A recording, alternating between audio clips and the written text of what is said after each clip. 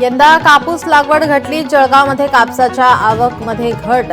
खानदेशामध्ये रोज 3 ते 3.5 हजार क्विंटल कापसाची आवक. सिंधुदुर्गमध्ये काजू हंगाम अंतिम टप्प्यात. यंदाच्या हंगामात सरासरीच्या 30% उत्पादन अपेक्षित. जुन्नरच्या सीतानवाडी परिसरात वादळी वाऱ्यासह अवकाळी पावसाची हजेरी. अचानक आलेल्या पावसामुळे शेतीचं मोठं नुकसान. अहिल्यानगरमध्ये वादळी वाऱ्यामुळे द्राक्ष पिकाला फटका. शेतकऱ्यांचं मोठ्या प्रमाणात आर्थिक नुकसान. द्राक्ष बाग वादळी वाऱ्यामुळे उद्ध्वस्त.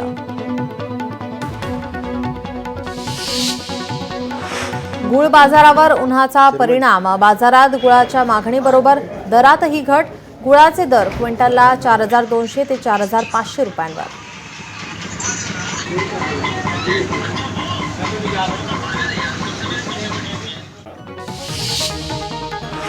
परभणीत पुढील 2 दिवस उष्णतेची लाट. हवामान विभागाकडून अलर्ट जारी. परभणीत सध्याचं तापमान 40 अंशांच्या पार. पुढील 2 दिवसात तापमान आणखी वाढणार.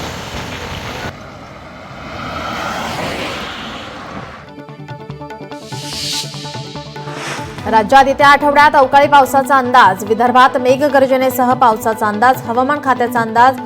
पश्चिम आणि मध्य महाराष्ट्रात वेगवान वाऱ्यासह पावसाची शक्यता.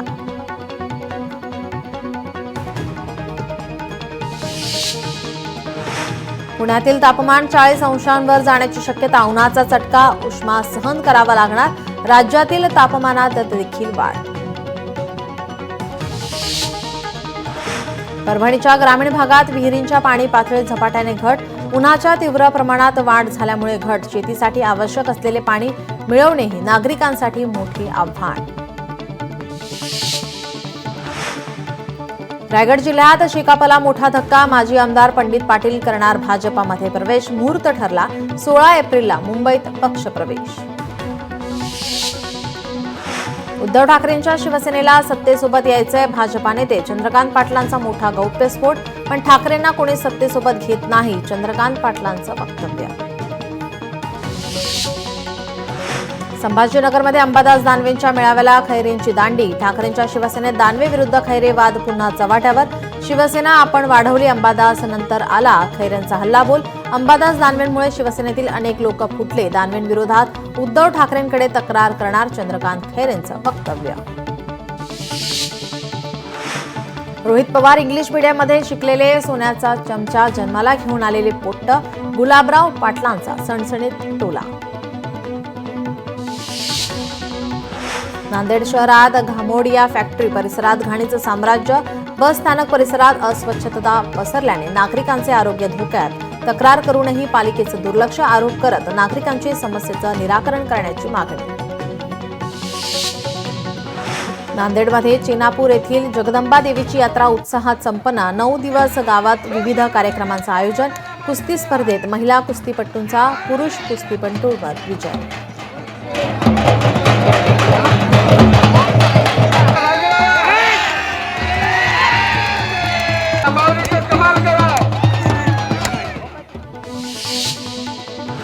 परभणीमध्ये रामेश्वर देवस्थान पालखी उत्साह. अखंड हरिनाम सप्ताह पार. साक्षात्कार बैलगाड्या ओढण्याचा कार्यक्रम उत्साहात.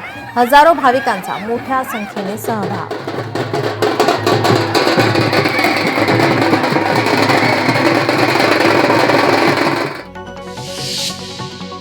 टोलबाबत येत्या 15 दिवसात पॉलिसी आणणार. केंद्रीय मंत्री नितीन गडकरी यांनी केली मोठी घोषणा. नवी मुंबईमध्ये पोलीस कल्याण रोजगार मेळाव्याचं आयोजन. योगेश कदम यांच्या हस्ते रोजगार मेळाव्याचं उद्घाटन. अनेक तरुण पोलिसांना मिळणार संधी. राष्ट्रवादी काँग्रेसची आज संध्याकाळी बैठक. देवगिरी निवासस्थानी बैठक होणार.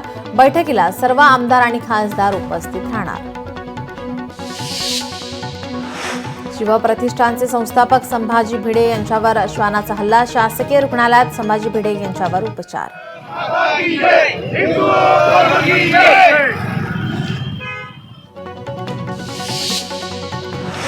ईश्वरी भिसे मृत्यू प्रकरणी आज ससून रुग्णालयात तज्ज्ञांची बैठक.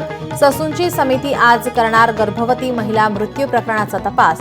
ईश्वरी भिसेचा मृत्यू वैद्यकीय निष्काळजीपणामुळे झाला का याची ससूनच्या समितीकडून होणार चौकशी. जिल्हा मेडिकल बोर्डची आज ससूनमध्ये महत्त्वाची बैठक. पुण्यातील ईश्वरी भिसे मृत्यू प्रकरणी ससून रुग्णालयाचा अहवाल येण्यास आणखी 2 दिवस लागणार. राज्य महिला आयोगाकडे अहवाल सादर होणार. ससून रुग्णालयाकडून बुधवारी किंवा गुरुवारी अहवाल राज्य सरकारला सादर केला जाण्याची शक्यता. दीनानाथ मंगेशकर रुग्णालयाच्या थकीत मिळकत कराबाबत 2 दिवसात सुनावणी. रक्कम जमा करा अन्यथा पुढील कारवाई करणार. पुणे महानगरपालिकेचा इशारा.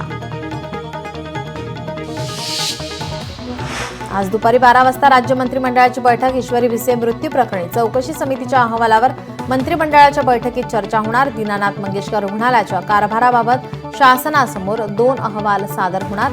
3ऱ्या अहवालानंतर एक अंतिम अहवाल मुख्यमंत्र्यांना सादर करणार.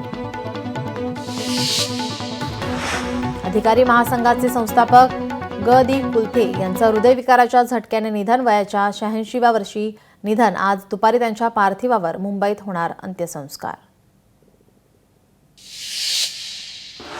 मुंबईतील एल्फिस्टन पूल आजपासून 2 वर्षांसाठी बंद. वरळी ते शिवडी कनेक्टरसाठी पुलाची पुनर्बांधणी होणार. पुलाच्या पाडकामाला लवकरच सुरुवात होणार. पुनर्बांधणीच्या कामामुळे मोठी वाहतूक कोंडी होण्याची शक्यता. राज्यात सगळीकडे तापमानात वाढ. जलाशयांमधील पाणीसाठा आटू लागल्याने चिंतेचे ढग. जलाशयांमध्ये एकूण 41% पाणीसाठा शिल्लक. पाणी जपून वापरण्याचं जलसंपदा विभागाचं आवाहन.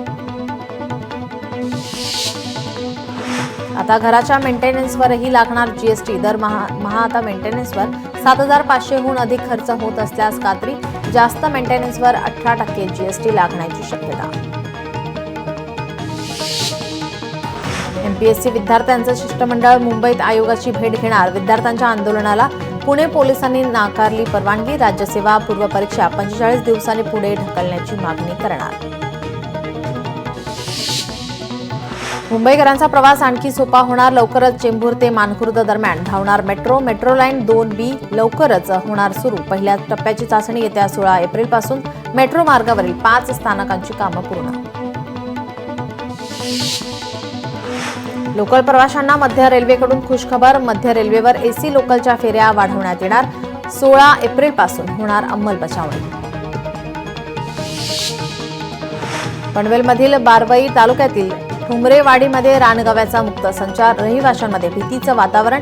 हिंस्त्र रानगव्यांच्या जवळ जाऊ नये. वनविभागाचं आवाहन. नागपूर शिक्षक भरती घोटाळा प्रकरणातील मुख्य आरोपी निलेश मेश्रामची ऑडिओ क्लिप व्हायरल. क्लिपमध्ये बोगस शिक्षक भरती प्रकरणातील कागदपत्रांसंबंधित उल्लेख. भारताच्या गौरव मछवाडा येथे याने पटकावला हनुमान केसरीचा खिताब. इराणच्या अमीर मोहम्मद पैलवानला केलं चितपट. सांगलीत आंतरराष्ट्रीय कुस्तीचा थरार. नांदेडमध्ये अग्निशमन सेवा सप्ताहाला सुरुवात. अग्निशमन दलात 7 वाहने असून 27 जवान कार्यरत. कॉल आल्यावर 1 मिनिटात घटनास्थळी पोहोचण्याची अग्निशमन दलाची तयारी. सोलापूरमधील सूत गोदामाला भीषण आग. आग लागल्याने गोदामातील साहित्य जळून खाक. आगीचं कारण अद्याप अस्पष्ट.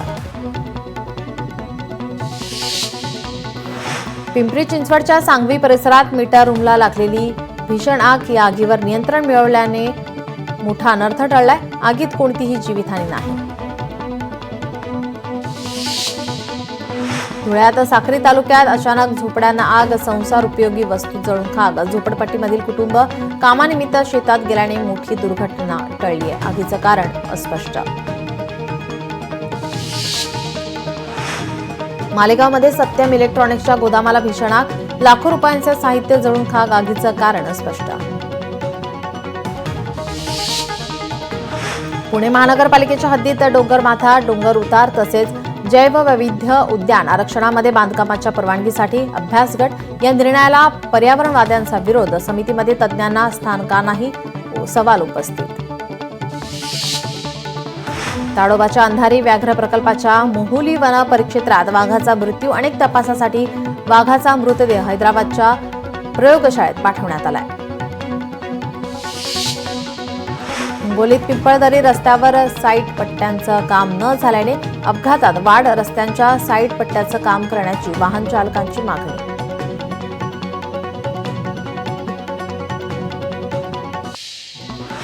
जालन्यात किराणा दुकानात घुसून तरुणाला मारहाण, संपूर्ण घटना सीसीटीव्हीमध्ये कैद.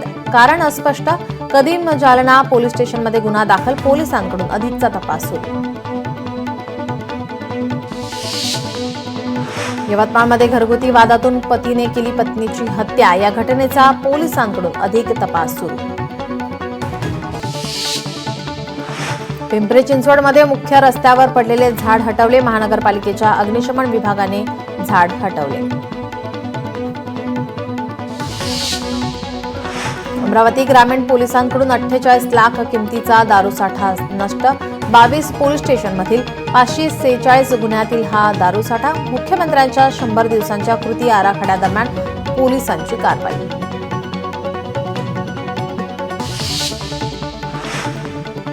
वर्ध्याच्या साहूर येथे एसटी बसचा भीषण अपघात. 5 प्रवासी किरकोळ जखमी. बसचे स्टेअरिंग अडकल्याने अपघात झाल्याची माहिती. पुण्याच्या उरुळी देवाची परिसरात भंगारच्या गोदामाला भीषण आग. सुदैवाने आगीत कोणतीही जीवितहानी नाही. आगीचे कारण अस्पष्ट. गोदामाचे मोठ्या प्रमाणात नुकसान. सोलापूरच्या कुंभारी येथे एसटी बसला भीषण आग. सुदैवाने कोणतीही जीवितहानी नाही. आगीवर नियंत्रण मिळवण्याचे प्रयत्न सुरू.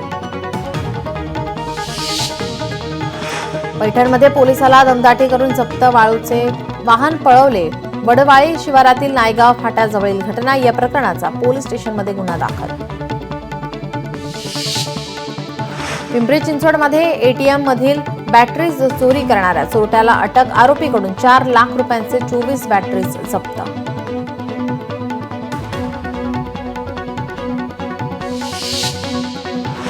सांगलीत ट्रक आणि टेम्पोची धडक होऊन भीषण अपघात. दुर्घटनेत 3 महिलांचा मृत्यू तर 8 जण जखमी. मिरज पंढरपूर कोची फाट्याजवळ घटना. पोलीस स्टेशनमध्ये ट्रक चालकाविरोधात गुन्हा दाखल. चंद्रपूरमध्ये क्रेनच्या धडकेत महिलेचा मृत्यू. घटनेची माहिती मिळताच गावकरी घटनास्थळी दाखल.